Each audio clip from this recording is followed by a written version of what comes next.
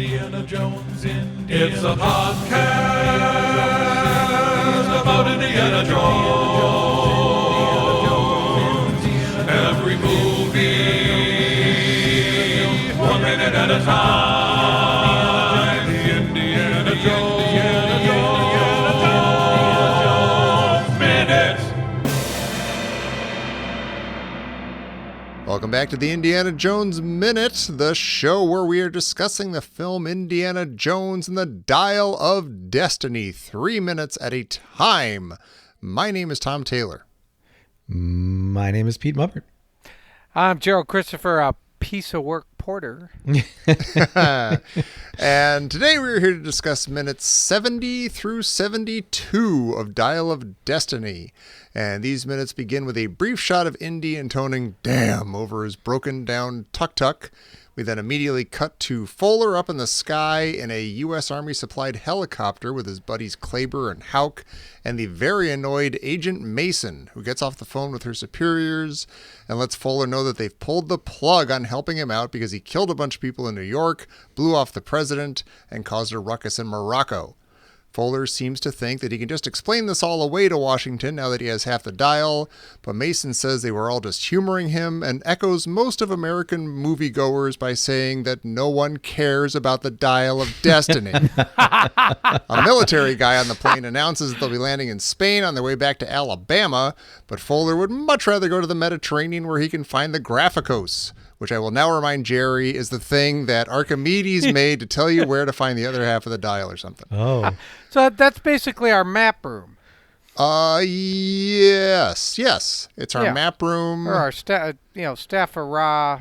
So, it's along those lines. Yeah. Think about how magical and incredible and resonant the map room is and how you still think about it. And when you think of like going for treasure, you think about the map room. Yeah. And then think about the Graphicos and how when you think about adventure and finding treasure and excitement, you think about the Graphicos. Right. And you totally know what it is and how it does something and why it's there. And by the way, I think about, sometimes I wake up in the middle of the night. I love the map room scene, but somehow that was our top scene in that, in our brackets thing of like the best scene in Indiana Jones. You know what? I'm down with that. But what happened to me that I let something get past the truck scene or Belloc and Indy? Yeah. I don't know. Well, wait. Okay. I mean, that scene is really magical. It is, but I love that. That's like a gut punch every time you say it because Tom hates that word. Oh yeah. Oh, magic. Yeah. It's a catch-all for losers. Anyway, we're still in a helicopter. Fuller pleads with Mason. She brushes him off, and he and his cronies bolt into action. And in seconds, everyone except the people with names are dead, and Kleber shoots Mason.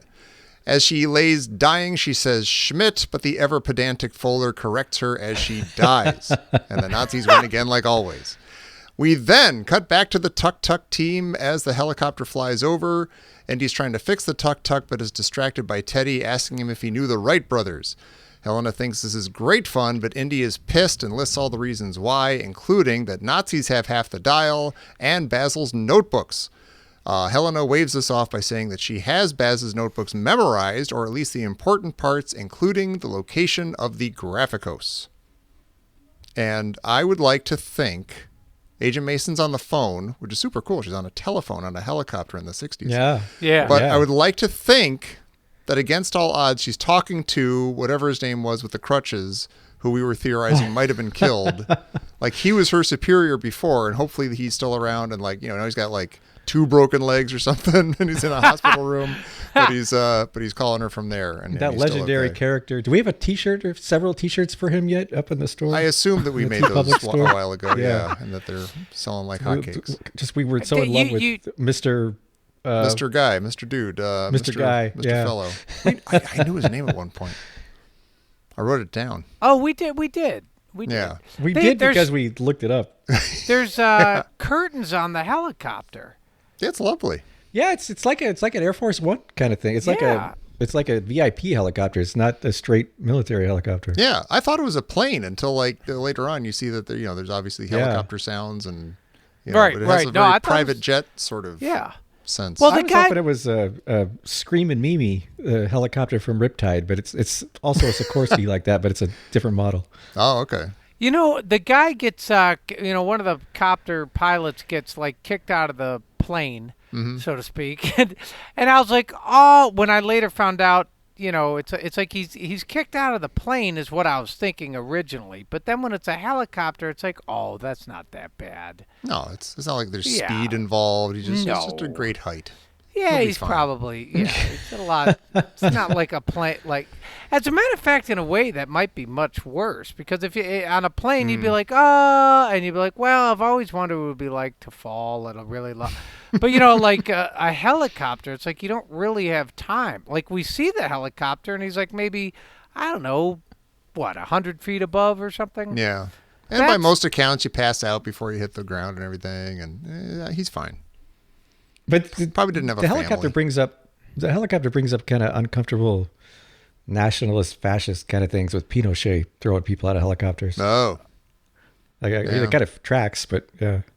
Yeah. But I have issues with this minute, like these minutes. Like this is, to me, these minutes kind of sum up the movie, especially the beginning.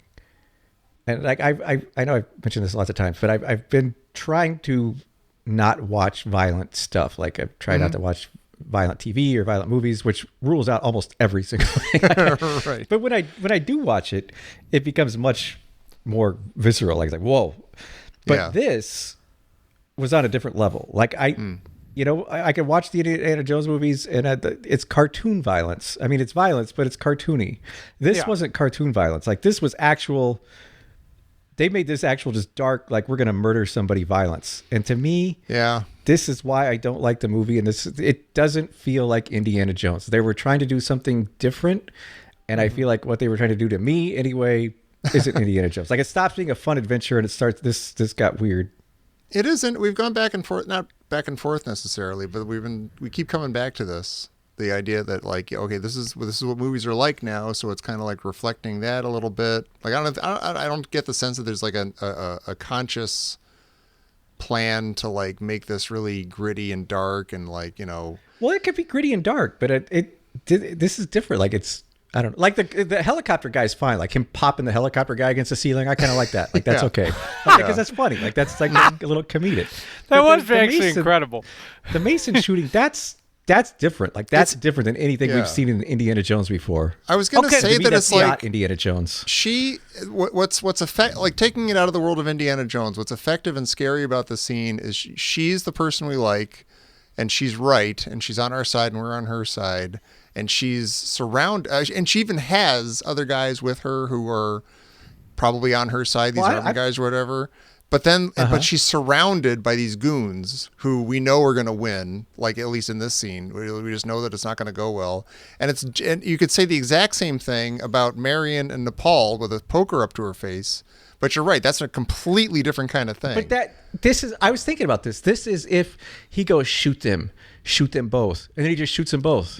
Like that's what happens here. Like he shoots them both. Right? Yeah. Like it's a very different movie. It is. Well, okay, I so- also I might take issue with are we on her side? Like I like her, I like the actors, I like how she's playing the role, but I'm not sure. Are we on her? Like because she's Well- also working against Indiana Jones. Like it's interesting. Like you say we're on her side because she's against Fuller, but I She's feel like only- we're only on her side because of what happens later, and also because we know Fuller's a Nazi. Right. Like at the very least, she's against the bad guy. So that sort of makes her our so buddy. a friend of an enemy of our enemy or whatever. Yeah, so- and even as well- she's going, like she's always mad at Klaber for shooting people indiscriminately and stuff. Like she has a soul, she has a conscience. She's trying to do her job She's well. not actually going to stop them from doing it, but she'll mention it. Yeah. Well, so That's 2 points let from me you, Klaber. let me float this idea. When I watched this, first of all, now Mason comes a little more into view, and I really like her. Like she doesn't have a lot of lines in this scene. No, I like her but, too. Or in this movie. Yeah, but now all of a sudden I'm like, oh, okay, like she has a little bit of gravity behind her, and I like I like the look she gives Fuller. like when he grabs her hand and he's like, "Hang on a minute," and and she's like, "You're a piece of work," and it's like now she has, like I said, a serious character to her in this scene. And then when you see her, Pete, no, there is something very sort of heart-stopping, violent about when you go, whoa! Like, it does feel a little bit like not the Indiana Jones treatment. It's not shoot them both. Yeah, Right. It's exactly. not a 1930s, serial adventure. It's not fun. It's like actually upsetting and scary. It's Yeah. upsetting and Yeah. scary, but And, and it's like her great acting here is the same way.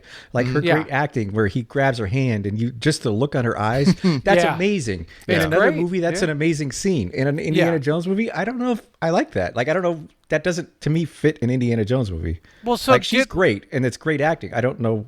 It's the tenor of all this just seems really off. to me. Like with most Indiana Jones movies that aren't Raiders, we always say like, oh, as soon as you think about Raiders, then this movie goes down a few notches. Like even if you like Last Crusade or something, it's not Raiders. Oh, I shouldn't have thought of Raiders. Like should you just not think of Indiana Jones as you're watching this movie and like comparing it to any other like the genre that But I it's feel from? like even those are all different from each other, but they're still all related. To me, this feels unrelated. Like it feels like we're going in it stops being that thing and starts being something else. So Pete, let me ask you this, and Tommy, does this scene, this treatment, how they deal with the character, where they are, how she acts, how she comes to her demise, does that her late life Yeah, she's demise. married to Demise as well. does it feel? What if I said this is a James Bond movie? Mm-hmm. Now, That's what's kind of weird. Yeah, Because now this does scene my could name's play exactly Fuller, like this. Yeah, my name's Fuller, and she's staring up at him, looking, and so does this could this very much be a James Bond movie where it makes sense? And to me, it only makes sense in a James Bond movie because I was like, why she's dying and why is his last words to her to tell him he's Fuller? Like it's cinematic is why. It's because it's an evil villain thing to do. But why would he do that in real life? Yeah. Well, it Other makes than he you just really wants- hate the guy, right? And you're Yeah, like, no, it oh, does. whoa, we really need to. I feel like by drawing the scene this way, with adding, a cup of extra, I don't want to say violence, but I don't know, what's the word? Is it pathos? Like an extra notch of that. Does it make you care more about Agent Mason, and you're sort of rushed to care about her all of a sudden and go, whoa, this is really bad. Well, because you're playing for real stakes all of a sudden. I feel like you've never been playing for real stakes in these movies before, and all of a sudden, whoa, this is like I don't know. It's interesting too because and this is tantalizing, and I don't know what the final answer is or what, but there were a lot of articles when the movie was coming out about the actor Shawnette Renee Wilson. I don't even know if you said her name before. Shawnette Renee Wilson. Oh, she's great. Yeah, she is great, and she I don't know what the original scene was, but she's like, oh, I was so excited about the screenplay and everything. I was so excited to do this, but my death scene was a little weird to me, and it was a bit offensive and problematic, and she said we probably don't need to say these words and have it done this way, and this is something I'm uncomfortable with. And apparently James Mangold was like, you know what, I was wondering about that too, let's change it right now. So something else happened in the scene, or it happened a different way, her death. And when she says like we don't need these words coming from a Nazi, you can guess where that went. And I think that she and James Mangold then finally had very good instincts about that. Yeah. Huh. Wow. Yeah. And also Mads Mikkelsen. I went down a rabbit hole. Mads Mikkelsen loved working with her, and apparently they had to shoot the scene like 20 times, 20 takes, whatever and stuff. And he said that even when it was his close-up, and like you don't even see her, she's not even on screen, but she was like still like on the couch, like tears in her eyes, like looking up at him and stuff, giving it her all, and he really appreciated that, and he loved that. Yeah. But, Little the tidbit behind the interesting scenes. everybody is sort of arrested by the gun going off. I mean, Mason, and who's even the dude The shooting pepper him spray for before that, like that's kind of visceral too. Like just like right in their face, like. That's weird. But yeah, you're right. Like when he shoots, it's like everyone's shocked. Yeah, almost especially Kleber. guy. Yeah. The scene itself works, maybe just in a different movie with more. Yes. Yeah, I think in a different movie it does work. I just to me it doesn't feel like Indiana Jones. Like, Yeah. do we And, sound like, like either crybabies or old men or something? Because, it's not my Indiana Jones. Or Well, no, it's just a different genre. I feel like a Yeah. movie. I mean, maybe some people want. I don't think any by the people that went to see it. Maybe a lot of people didn't want that, but I don't know. Like we enjoyably hated the villains in the other movies, but I don't feel like Right. we ever viscerally hated. Like we gleefully hated Tote and Mola Ram, and like they were cartoon villains, but they weren't like.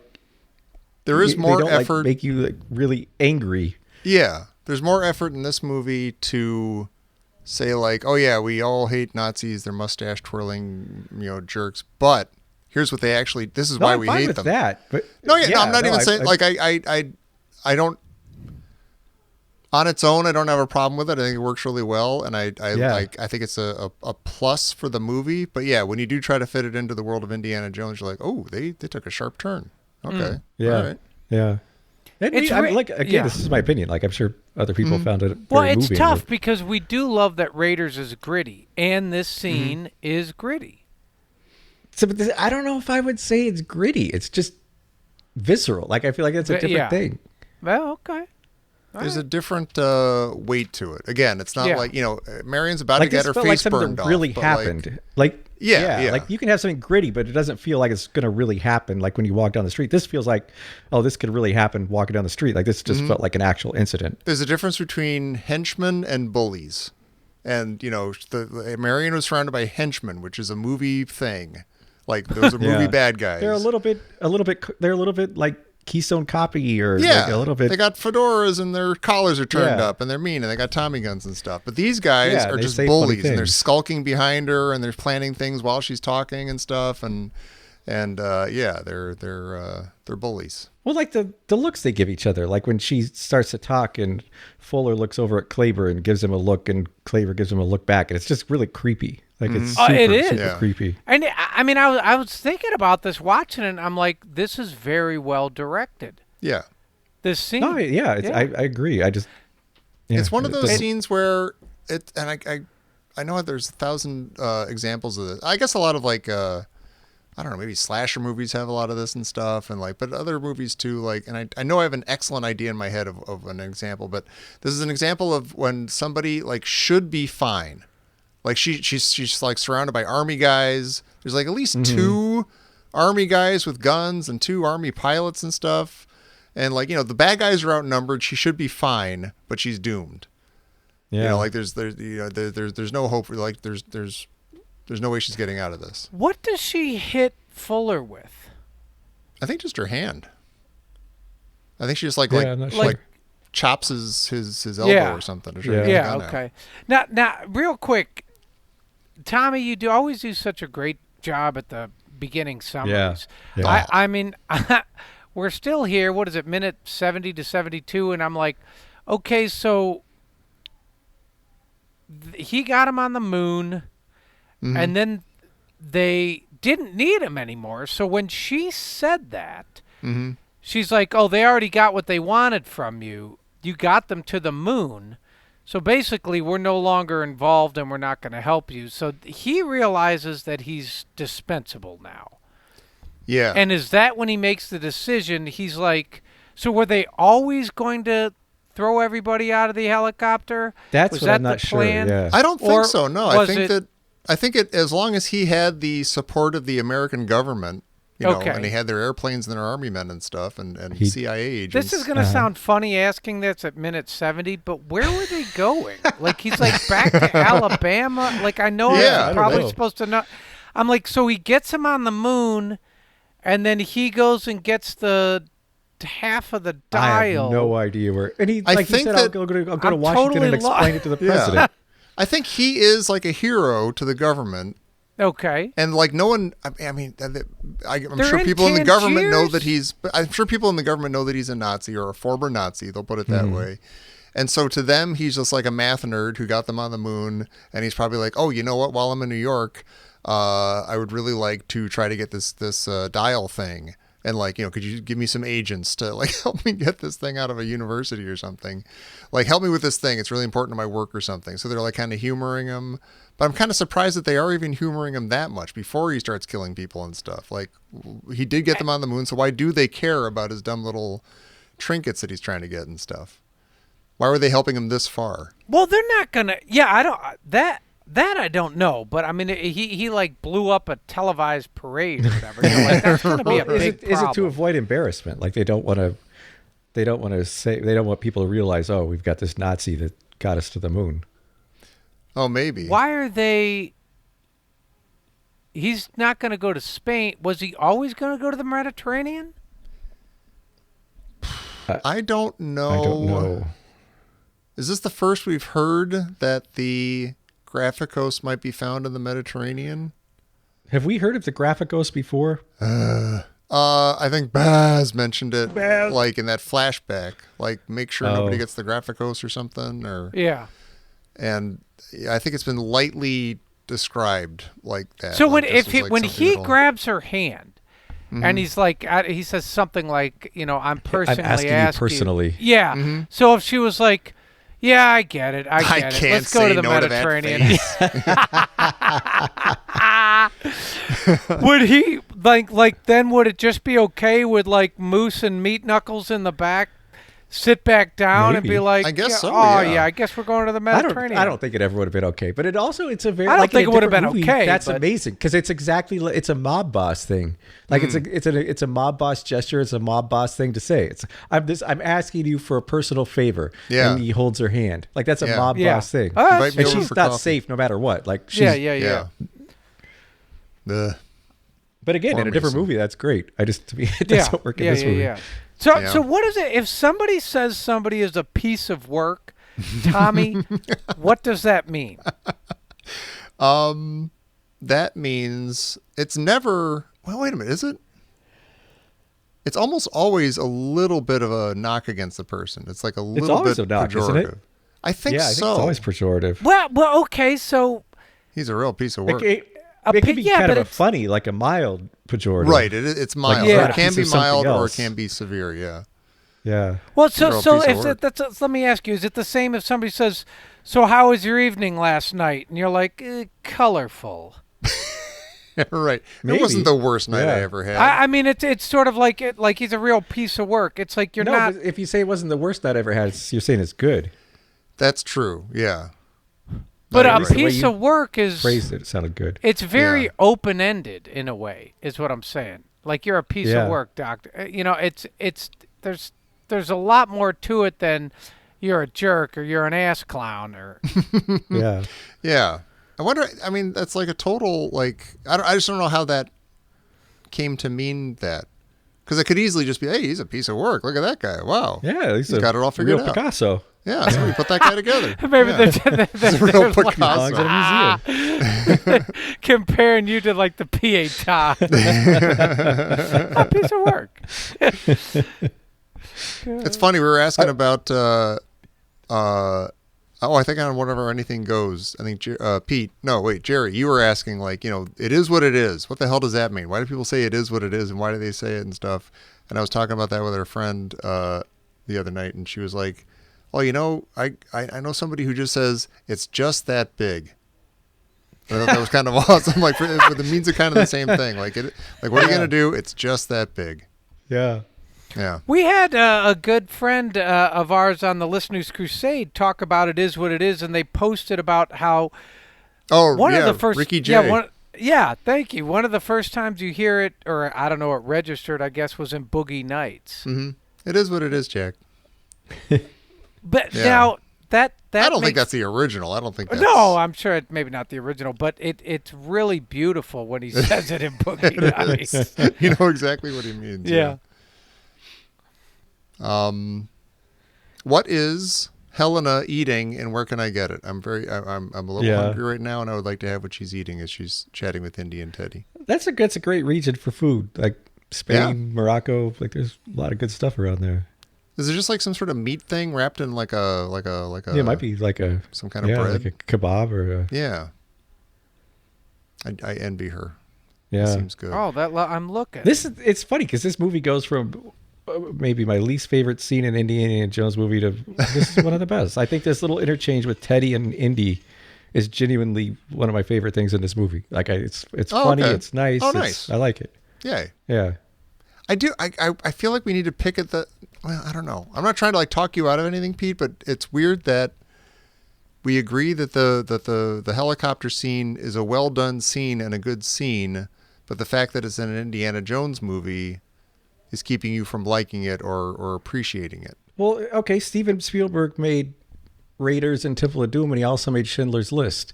They were all incredible movies, but I don't know if you put Schindler's List in Raiders, it suddenly becomes something very, very different. Oh, sure. Yeah. And I feel like this movie mixed some really different genres, and to me, it just changes what the concept of Indiana Jones is. But to Jerry's point, I keep mixing you guys up. Which one's Pete? Raise your hand.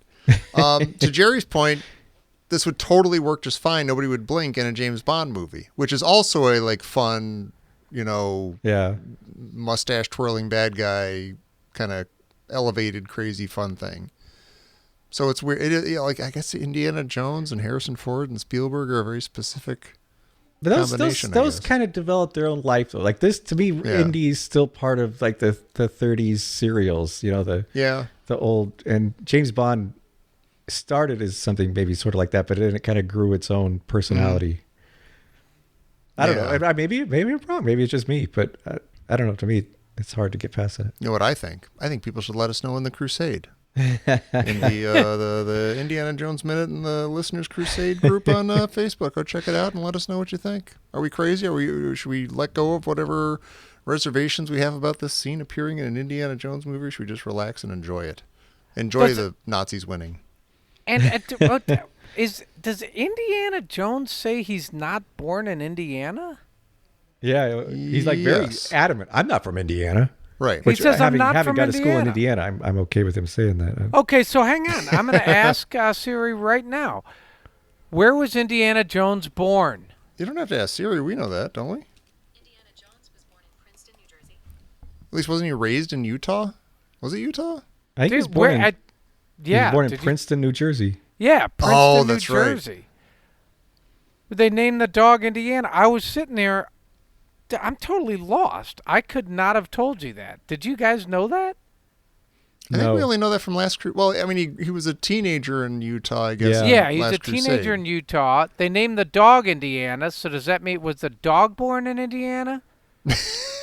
That's right. Yeah, where did they get the name Indiana even for the dog? I have no. I feel like I'm so out of sorts. I do. I mean, I like the Princeton, scene New too. Jersey. This back and forth with Indy and Teddy, but it does confuse me. It makes my brain itch a little bit because of stuff like this. Like, did he really think that because his name was Indiana Jones, he was from Indiana? No, that's Teddy is trying to make a human connection with a stranger from another country, and he makes a really nice effort. And he does. And I think this is very Indiana Jones. As someone tries to reach out and make a human connection, and he immediately shuts it down. He wants nothing to do with it. But is he messing with him, or is he trying? Is he honestly and sincerely like, oh, Indiana's a place. Your name's Indiana. Maybe you know the right brothers. No, I didn't think he was messing with him. I thought he was being genuine. Okay, see, I Maybe believe. I'm wrong. I might believe you, maybe, but like either him messing with him doesn't totally make sense, and him just being completely honest and sincere doesn't totally make sense. I mean, if you've never been to the United States and you just hear these place names from, you love planes, and so you read about Orville and Wilbur, and you hear about these names, you hear Indiana, and then this guy's named Indiana. You're like, oh, I wonder if he knew him. Right. But Like, then, if you meet but a that's the guy other thing. Like, he is such a huge aviation guy, and he knows what the helicopter is, and he's trying to learn how to, and he loves the Wright brothers. But so wouldn't he know how old they were and how old Indiana Jones appears to? Like, the people were born in the Civil War probably aren't around anymore. I think he might be messing with them. Yeah, That's what I don't get. He might be, but I don't know that he is. And it's But like the other thing Helena's laughing, but then is that just because she thought it was a funny thing to say? Like, haha, Indy's as old as the Civil War. But Or also, she's the saying, Wright brothers haha, made good their one. flight in 1903, and Indy was like 4 years old. He could have known the Wright brothers. Like they were around at the same time. Well, he says, I thought you went to school. No, yeah, with that him." feels like he was messing with him a little bit. different. Why Yeah. does when Indy says, "You think this is funny? I'm charged with murder," and when he says, "I'm charged with murder," Helena makes a weird gesture towards Indy or She towards does. Teddy with her face. She's Yeah, like, "Uh?" this guy. And I don't know why is she. Why is that what she's saying? I can't tell why she does that gesture. Yeah, it's like a Like, dismissive was it thing. not like, in front of the kid, or I don't know. I don't know what she's doing. It's wait, I need to look at it again because it's a. I didn't take it as like not in front of the kid. It was more like, wanted for murder. I guess you say so. Whatever. Although I mean, she does sort of look at Teddy. I don't know. Maybe you're right. Maybe it's sort of like, oh, we don't can't need him pick to up- think that you're a murderer. Yeah, I can't figure. Even though they're like just watched a bunch of people murdered. Like I don't know. Yeah. I'm not There's sure. like, yeah, they're starting to pile up a little bit. Little things like this that like either I'm picking too much at them, or we all are, or we. Yeah, I don't you know what? I'm sitting here going, I have no idea why I'm thinking this because I know we've been over this over the last 10 years, but I'm like, did I thought Indiana Jones was from Indiana? Like, I'm really that. losing myself. And then I you're like, love oh, that. he was in Utah. And I'm like, that's right, he was in Utah. And then I'm love like, was he? But what? And then I was like, he named the dog Indy. I mean, I never in a million years would have been like, oh, New Jersey. Even though also I think- know we've discussed that. You think the Power Droid's name is Garbage Man or Garbage Can Man or whatever? It is Garbage Can Man. Yeah. It's Garbage Man. Can't argue with that. Yeah. I'm not nuts, right? That was a movement, wasn't I'm it? not gonna go there.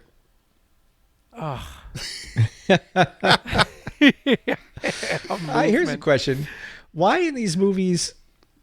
So Indy says she knows where the Graphicos is. Yeah. Or no, before that she says. Indy says the Nazis have half of Archimedes' dial and your father's notebooks. She's like, I got a copy, and she says she memorized them.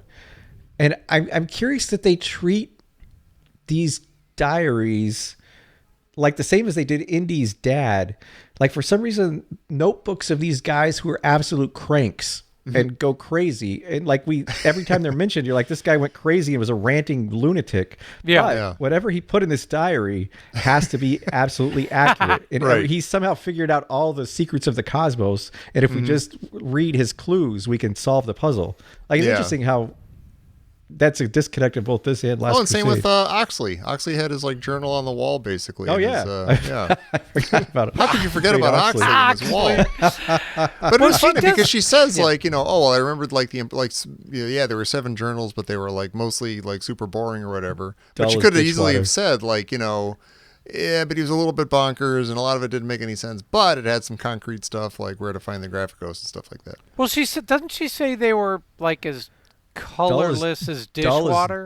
As dull as ditch water. And I was wondering, was the line dishwater and she changed it to ditch, or is that a Britishism? It Like does they sound say like she something is says as ditch. dull as Oh. she does. Ah. No, she does. But Wow. I was wondering, is that a British expression? And is dull as Ditchwater. dishwater an American expression that I've heard before? Am I just assuming that that's what she was going to say? Because I feel like that's an expression. It is. Oh, dull as dishwater. Yeah. Unless it is? everyone has Okay. been saying ditch water and I thought it was dishwater. I don't know. Now I'm all Yeah. confused. I'm questioning everything. Well, so Yeah. so why does Indy go all 5 books? And she's like, no, she's like 7. So did he write 2 additional journals since Indy left that one day? Oh, maybe. Oh, it's a good point. Yeah. And why does Indy know how many journals he had? Yeah, that's what I'm wondering. He's like all 5 journals.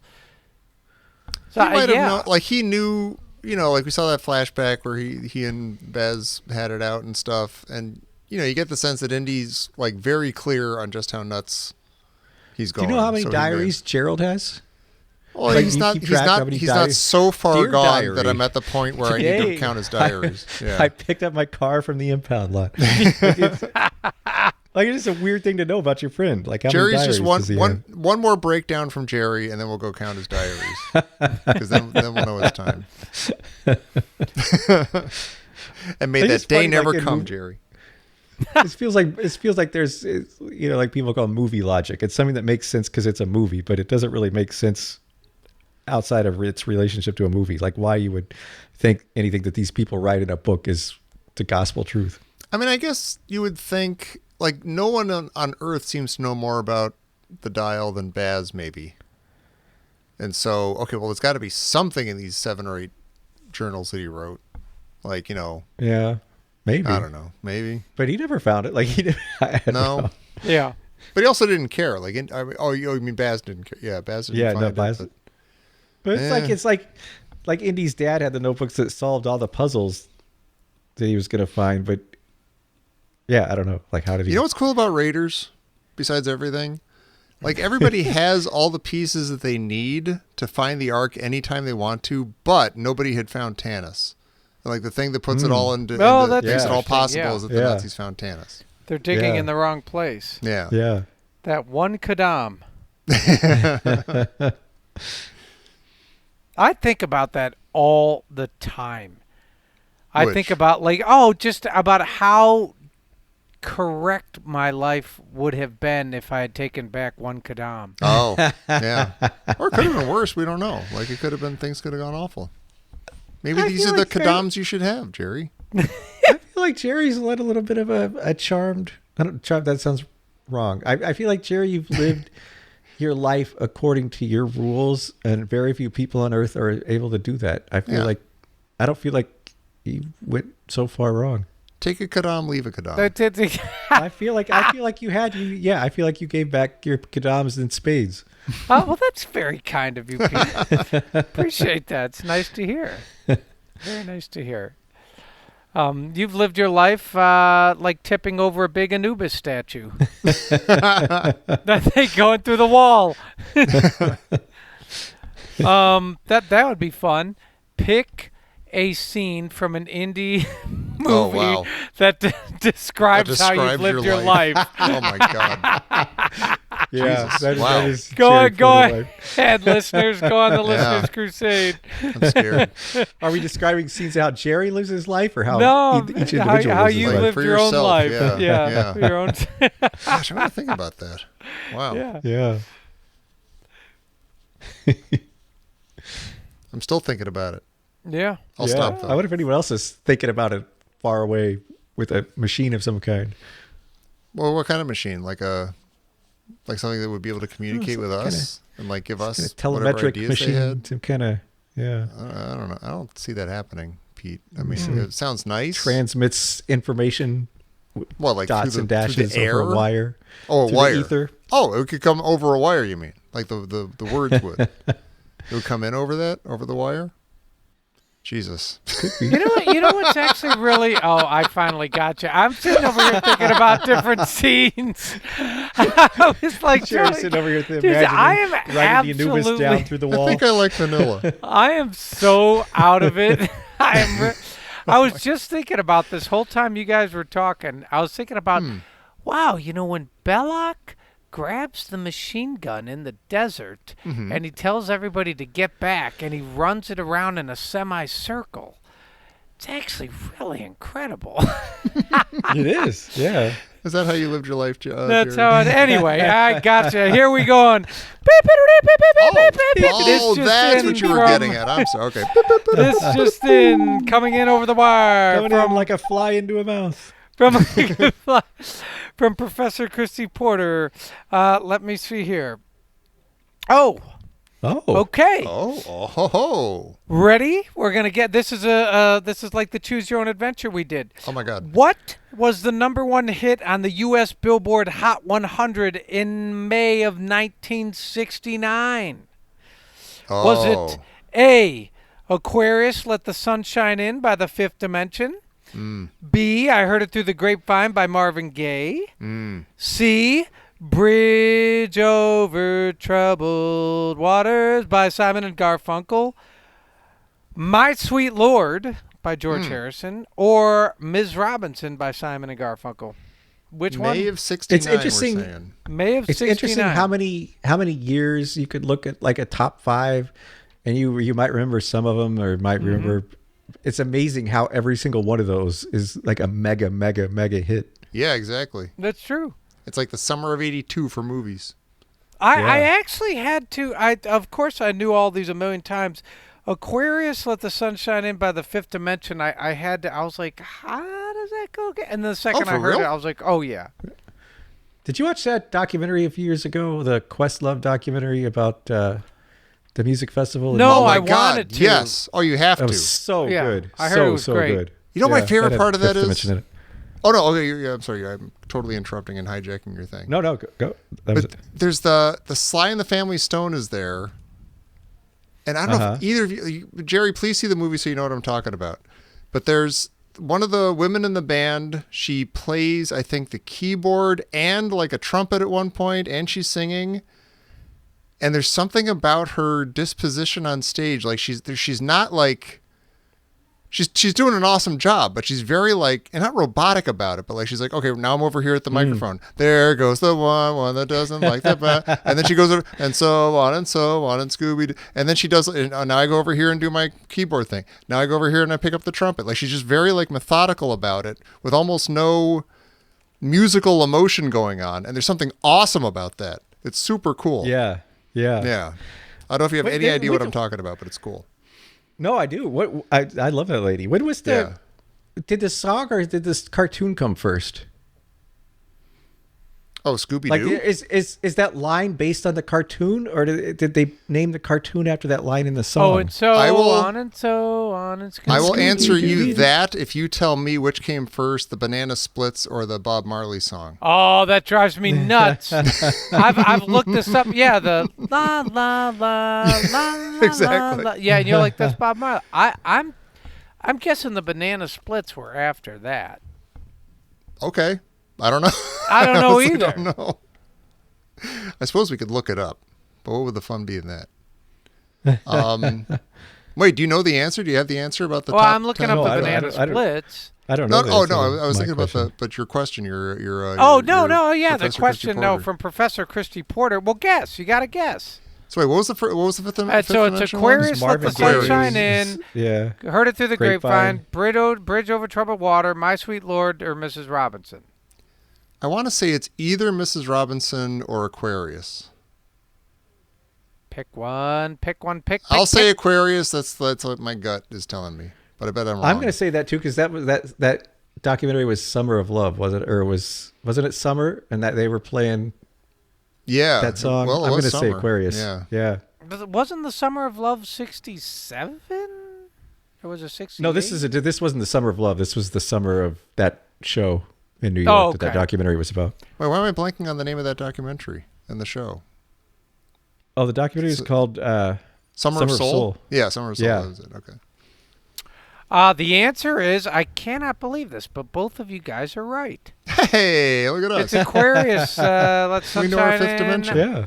by Yeah. Fifth Dimension. That is Yeah. correct. Wow, a medley. Very well done. Yeah. Look at us. Now I want to look up Banana Splits. Yeah, do it. I'm Banana looking. Splits, Bob. It says first Marley. episode was 1968. So in a way, the Banana Splits. Well, I don't know what song they had. It Did doesn't Bob mean they're Marley rip off the Banana Splits? That's the thing. Tra la la, one banana, two banana. Yeah.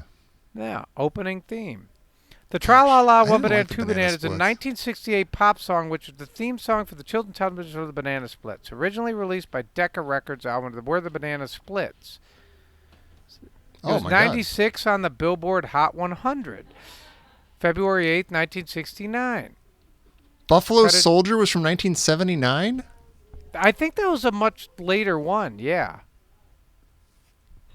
Wow, that's crazy. But you have So he to totally look ripped that- off Banana Splits. He totally ripped. But I have Wow. to, you know what I'm wondering is, well, see, in this case, I'd say that he didn't rip it off. That was a tribute to the Banana Splits. Sure, no, I mean It was a I'm not- callback to the Banana Splits. yes, homage. And oh my. Wow, we learned a lot here today. Good question, Yeah. Professor Christie. Yeah. Yeah, well that was a done. good question. Bringing it home. Was Well, that, listen- wait, real oh. quick, I'm looking. Released in 1983, recorded in 1978. Buffalo Soldier. 83? Are you kidding me? That's I don't when it know was anything about Bob released. Marley, but that sounds Was super it late. posthumously released then, I guess? I don't know. I don't know. Okay. Oh, wait. The song's bridge with the lyrics, whoa, yo, yo, was rumored to be inspired by the chorus from the Banana Split. Rumored by anybody who heard the Banana Rumored Split by song? the Tra La La song, the 1968 You know, if you think theme about from the TV show, written by, yeah. It says there's been no proof of this, and on August 2008, Except for the obvious song.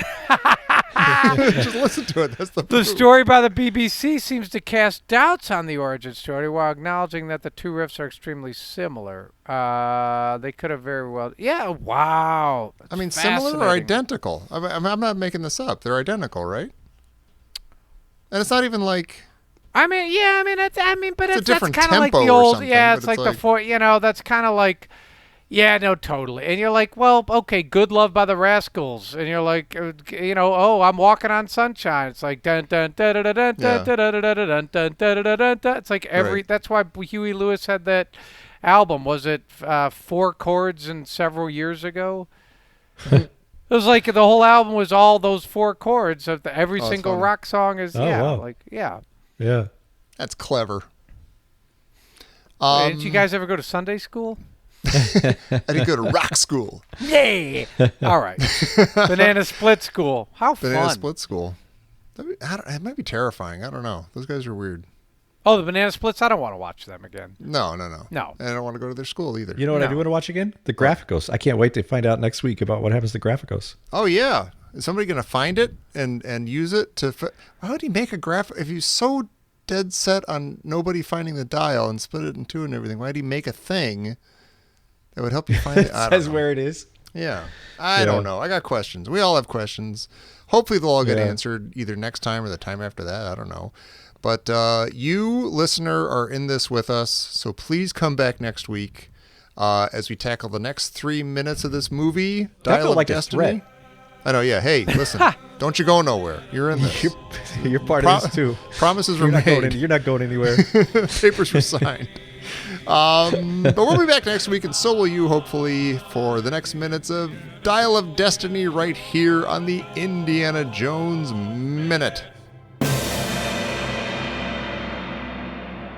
Wait. You know what drives me really kind of insane Hmm. is if you listen to the song by The Who, Don't Let Go the Coat, okay?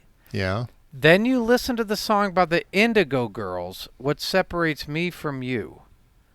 Oh, I don't know if I know that one enough. Oh, yeah, all right, well, you can go check it Okay. out yourself. In And the I'm like, meantime, you how- could listen to Uncontrollable Urge by Devo, and you're like, oh, that's just a very sped up Misty Mountain Hop by Led Zeppelin. Ah, see, I'm gonna check that out. But which one do I prefer? Well, sure, We'll answer you sure. next week on the I mean, Don't Let Go the Coat and the Indigo Girls, What Separates Me, you're like, oh, come on. It's like the same exact tune. Seems to be a I mean, lot of that. not that when goes they on. start singing, but no, Right. I know. It's just a bunch of stuff that happened. All right. Bye. Bye, Jerry.